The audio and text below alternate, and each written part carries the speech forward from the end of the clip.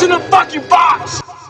Yes, sir. We're officially back at it. This is Boog Nice coming at you with the S.H.Figuarts Avengers Endgame movie Thor figure review. Let's do it. This ain't for no scalper. You a scalper? Then fuck out shit. This one's for them real collectors. That's army building and posing figures. Marvel Legends, imports, mini Mafex fucking with them. Hype beast, we know about you. Stay buying figs, don't know about it. And a quick look at the side of the box. You can see the Avengers logo. You can see S.H.Figuarts and Thor in bold. And more logos and whatnot on the opposite side. The seal of approval here. Let's get this guy open. See what's what. Alright, here we go. Fat but powered up Thor from the Avengers Endgame movie. Avengers Endgame was a mega blockbuster that came on the heels of the previous mega blockbuster that was Avengers Infinity War. Both movies back to back. If you watch them, it's a cinematic masterpiece, no question about it. I do feel like the pacing of Avengers Infinity War was a little better than Endgame, but again, just the culmination of all of these Marvel movies over 10 years plus with these two final movies was just so epically done, and fuck DC. So this is our second Thor across any toy line, with him represented with his more girthy self. This gave a lot of nerds, a lot of dad bod nerds confidence out there. This was a very funny plot point in the movie. Some may say it was a bit overdone, but I thought it was actually layers to this. You know, Thor was obviously quite depressed and defeated, and, you know, it brought up a lot of talk about depression and anxiety and just different things that average people face. And here we have it represented in a superhero that has godlike abilities. But anyway, I said this was our second sort of pudgy, girthy Thor. The first one was from Marvel Legends. They were labeling that Thor the bro Thor, and now S.H.Figuarts has given us another. We are going to be getting a Mafex Thor. Mafex has been on SHF's ass as of late, so we'll see what happens here. Now this is SHF's second Thor, with them going in the right direction. The Avengers Infinity War Thor was a very good figure, and this one is pretty much the same sort of design and determination, obviously with a gut. I do have a few minor gripes. Obviously I will get into those, but let's get into his accessories. Straight out of the package, he comes with two fists, and there's a quick look at those wrist pegs. He's got a set of open hands with the fingers slightly spread. He's got a pair of hands that are semi-cupped, and these actually can be utilized to hold his weapons, but I'll double back to these. He has another set of open hands with the fingers slightly spread a bit more. And then finally, he has a set that is fully cupped and sort of interlocked. These would probably be the best suited to hold another of his accessories, his hammer Mjolnir. And there's a good look at that. And so this can be detached like so, and then you can slip this portion up into his hand and then reattach it. And there's that. Nice firm grip. No issues with him holding the hammer, so that looks good. And then we can double back to his other semi-cupped hand, so that way he can hold his final accessory, which would be Stormbreaker. And that looks good. We did get Stormbreaker with the Avengers Infinity War version as well, but they packed it in here again. Obviously, everybody didn't get that figure, and a lot of people probably didn't get this figure either because it's expensive as fuck. But there's that. He can hold Stormbreaker with no problem. No need to detach anything. You can just kind of slip this right into his hands. The hands are sort of softer, pliable plastic, so it's no problem slipping that right in. And obviously this was one of the most exciting moments in the movie when he's dual wielding Stormbreaker and Mjolnir. Yeah, there's that. That looks good. And it is absolutely a crime that they did not pack in any additional head sculpts with this guy. They should have absolutely packed in a sort of screaming, angry-faced version.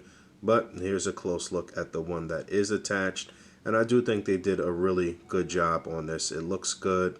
The hair on the side is like a softer, pliable plastic, so that's good. So it doesn't really hinder the articulation too much. I'll get into articulation shortly, but the look here and the likeness to Chris Hemsworth in Avengers Endgame is pretty spot on. They did a decent job. One of their better head sculpts And then just taking a closer overall look at the deco here. One of the best movie designs for Thor, in my opinion. Looks really good, but I do have one little minor paint imperfection here. You can see I got a little scuff right there. Now, I don't know if I did that accidentally or if it came like that out of the package, but other than that, everything else is pretty pristine, but I'm a little annoyed by that. They also did a real nice job on his cape, which is soft goods. You can see it's double-sided, the black and the red. You can fold it under here, under this collar, or flail it out, whatever you want to do here. It sits really nice, but unfortunately there was no bendy wire in the cape, and that was my gripe with the Avengers Infinity War version. I think they could have definitely done that, especially for this price tag. This is not a cheap figure domestically, and they should have really went the distance and added some bendy wire in this cloak. And then obviously his other feature that should be noted is this gut. So with a side view, you can see that they definitely added some brand new sculpting here and did some things to really make him look fat and out of shape, and I think they did a good job with the sculpting here. Now, as far as some of the sculpting and how the legs meet the pelvic area, I'm not really a fan of that. When you try to kind of squeeze the legs in, they don't really look right unless you have the legs kind of out like that, where you sort of in a wide stance. It looks odd when you try to put the legs close together because there is this gappage right there. I do not like the way they sculpted that. That looks very weird, and you got to do a lot to make it look good. I mean, you got to bend up the legs or kind of shoot them from a certain angle. I'm not a fan of the way they did this here. The gut looks good and the man boobs look pretty good, but this lower torso was done in a way that wasn't ideal to me. Now again, when you pose them up, it doesn't look too bad. Yeah, look at that. In terms of articulation overall, it's pretty decent. The head and neck are separate pieces. This head does pop off, and you can see that the hair piece in the back is separate, and then the head is all one piece here. And there's a look at that neck peg. So you can see how the head would move in there on the peg, and the neck moves independently of the head. But in terms of articulation, when the head is on, he can look left to right. It's not hindered too much. Again, the hair is soft. He can look down, and he's going to look up slightly. But the fact that you do get upper torso articulation as well as the lower ab articulation, you can kind of tilt him back to give him the appearance that he's looking up more. But that's about the limit you're going to get there. And then he has upper torso articulation like so. He can rotate, move left to right there. Lower abdomen articulation, which looks pretty good. Shoulders on a ball joint. There was a butterfly joint in there as well. There's no cut at the bicep, but you do get some upper bicep or upper shoulder rotation.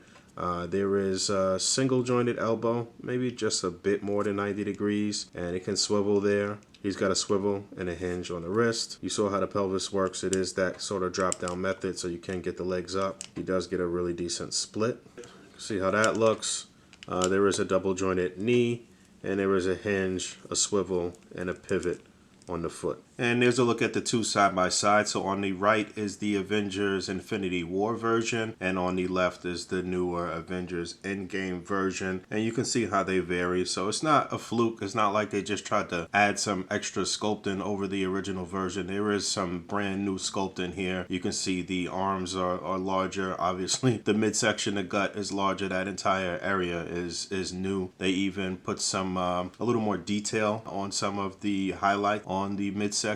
I'll get you a closer look. The legs are different, so you can see that the colors, the accent colors, kind of vary a little bit here. You can see that contrast.